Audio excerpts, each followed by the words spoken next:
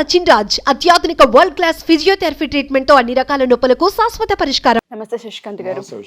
అయోధ్యలో రామ మందిరం యొక్క రాముని ప్రతిష్టాపన జరగబోతుంది. దానికి సంబంధించి రేవంత్ రెడ్డి గారు నిన్న కూడా కొన్ని విషయాలు మాట్లాడడం జరిగింది, చాలా వైరల్గా మారాయి.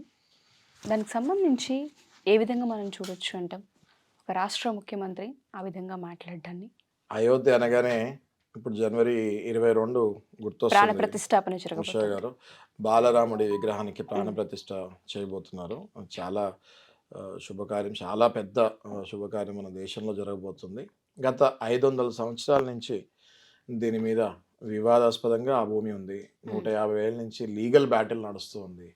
ఎట్టకేలకు 2019లో మనకి జడ్జిమెంట్ వచ్చిన విషయం అందరికీ తెలుసు. జై శ్రీరామ్ అనుకుంటూ అందరూ, మొత్తం భారతదేశంలో ఉన్న హిందువులు కానీ వేరే మతస్థులు కానీ అందరూ చాలామంది సపోర్ట్ చేస్తూ జనవరి 22 ఎప్పుడు వస్తుందా అని ఎదురు చూస్తూ ఉన్నారు. ఓకే, ఉత్తరప్రదేశ్లో అయోధ్యలో ఇది జరగబోతుంది. అయితే ఇది చూడండి, ఈ పొలిటికల్ పార్టీస్ ఈ వీటి మీద మనం ఎలా డిస్కషన్కి వెళ్ళాలో కూడా అర్థం కాని పరిస్థితుల్లో పొలిటికల్ పార్టీస్ బిహేవ్ చేస్తున్నాయి. Let it be Congress or let it be BJP or let it be any political party. Political parties, ప్రతి పొలిటికల్ పార్టీలో హిందూస్ ఉన్నారు, ముస్లిమ్స్ ఉన్నారు, క్రిస్టియన్స్ ఉన్నారు. రైట్, మనం అనేది ఏంటి, we are staying in a secular and democratic country. మనకి అన్ని మతస్థులు ఉంటారు, అన్ని దేవుళ్ళు మనకు ఉంటారు. ఇప్పుడు మనం కూడా చూసుకుంటే, ఇప్పుడు నార్మల్గా నేను హిందూని, నేను చదివిన స్కూల్ క్రిస్టియన్స్, నాకున్న ఫ్రెండ్స్ అందరూ చాలామంది Muslims. Okay, so we are staying in a democratic and secularistic state. So అన్ని మతాలని మనం గౌరవిస్తాం. ఓకే, సో అందులో ఏమవుతుంది అంటే, ఇప్పుడు బేసిక్గా బీజేపీ పార్టీ హయాంలో, బీజేపీ గవర్నమెంట్ హయాంలో ఇది ప్రారంభోత్సవం, విగ్రహ ప్రాణ ప్రతిష్ట జరగబోతుంది. కాబట్టి మోడీ గారు ప్రధానమంత్రి హోదాలో ఉన్నారు కాబట్టి దాని ప్రారంభోత్సవానికి ఏదైతే ఈ మన తీర్థయాత్ర ట్రస్ట్ ప్రెసిడెంట్ వీళ్ళు ఉంటారో వాళ్ళు ఇన్విటేషన్ ఇస్తాం జరిగింది. ఆ ఇన్విటేషన్ మీదుగా ఈయన ప్రారంభోత్సవానికి వెళ్తాం జరుగుతుంది. ఆయన వైపు నుంచి చూసుకుంటే మనము ఆయన కరెక్ట్ అని అనొచ్చు. కానీ ఇటు కాంగ్రెస్ వైపు నుంచి చూస్తుంటే కాంగ్రెస్ వాళ్ళు ఏమంటారంటే, వీళ్ళు మొత్తం టెంపుల్ ఇంకా నిర్మాణం అవ్వలేదు, మొత్తం టెంపుల్ నిర్మాణం అవ్వకముందే వీళ్ళు విగ్రహ ప్రాణ ప్రతిష్ఠ చేసి ఇప్పటి నుంచే ఎందుకు హడావిడి చేయాలి, మొత్తం టెంపుల్ అయిపోయిన తర్వాత చేయొచ్చు కదా అన్నది ఆ పాయింట్ అంటారు. ఇటు చూస్తే ఈ పాయింట్ కూడా మనకి సముచితమే అనిపిస్తుంది, అటు చూస్తే ఆ పాయింట్ కూడా సముచితమే అనిపిస్తుంది. ఇప్పుడు యాజ్ ఏ పార్టీ ప్రెసిడెంట్, లేకపోతే as a prime minister of our country, ఆయన హయాంలో 500 సంవత్సరాల నుంచి గొడవగా ఉన్న బాబ్రీ మస్జిద్ కానివ్వండి, లేకపోతే దాని తర్వాత మళ్ళీ మన టెంపుల్కి జడ్జిమెంట్ వస్తాం కానివ్వండి, 500 సంవత్సరాల తర్వాత ఈ గుడ్ న్యూస్ వచ్చింది. మరి మా పార్టీ క్రెడిట్ తీసుకోవాలి అన్న ఉత్సాహం బీజేపీ పార్టీకి ఉండటంలో కూడా తప్పేం లేదు. అట్ ద సేమ్ టైం నిన్న మనం చూస్తే మన తెలంగాణ రాష్ట్ర నూతన ముఖ్యమంత్రి స్విట్జర్లాండ్లో డావోస్ ప్లేస్లో ఉన్నారు. ఆయన మనకి ఇన్వెస్ట్మెంట్స్ తెస్తానికి, అక్కడ ఇన్వెస్టర్స్ని కలుస్తానికి మన నూతన ముఖ్యమంత్రి రేవంత్ రెడ్డి గారు వెళ్తాం జరిగింది. అయితే ఆయన ఒక స్టేట్మెంట్, పబ్లిక్లో ఒక స్టేట్మెంట్ ఇస్తాం జరిగింది. నాకు భద్రాచలంలో ఉన్న రాముడైనా, అయోధ్యలో ఉన్న రాముడైనా ఒకటే.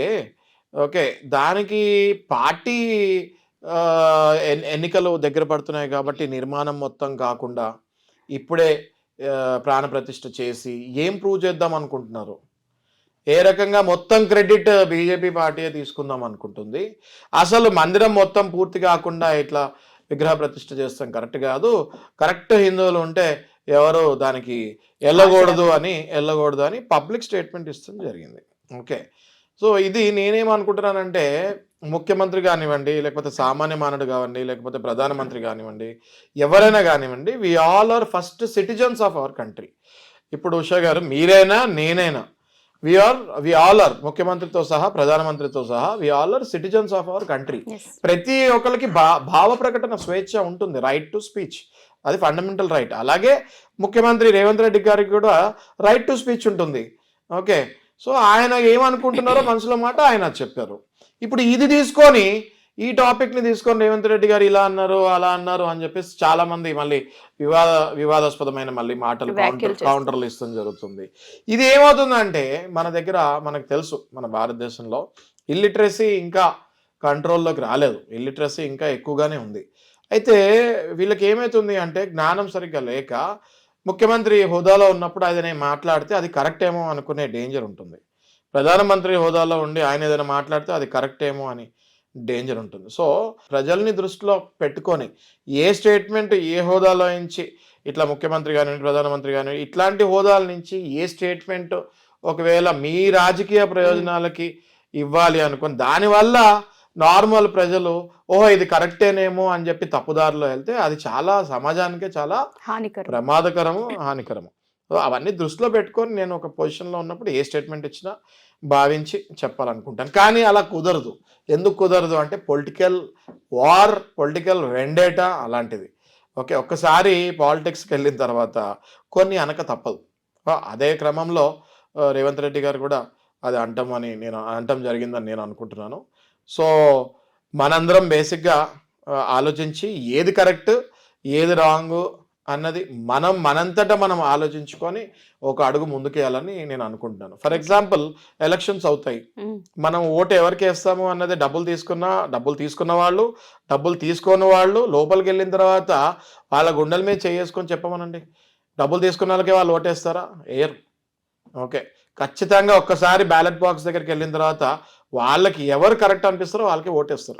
అలాగే ఇప్పుడు ముఖ్యమంత్రి కానివ్వండి లేకపోతే పెద్ద పెద్ద పొజిషన్స్లో ఉన్న మినిస్టర్స్ కానివ్వండి ఎవరైనా ఒక స్టేట్మెంట్ ఇస్తే అదే కరెక్ట్ అనుకోక్కర్లేదు, అది రాంగ్ అని ఆపోజిట్ పార్టీ వాళ్ళు అది రాంగ్ అని కూడా చెప్పక్కర్లేదు. అది నా భావన.